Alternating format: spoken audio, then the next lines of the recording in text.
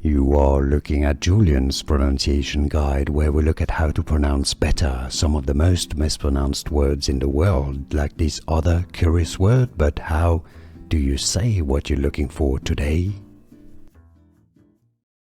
In an email address and in English, this symbol is pronounced as at. Let's explain. Let's have a look at it. At, okay, you see what it means, what it stands for? Okay, so if you have an email address like this, you'd say info@gmail.com.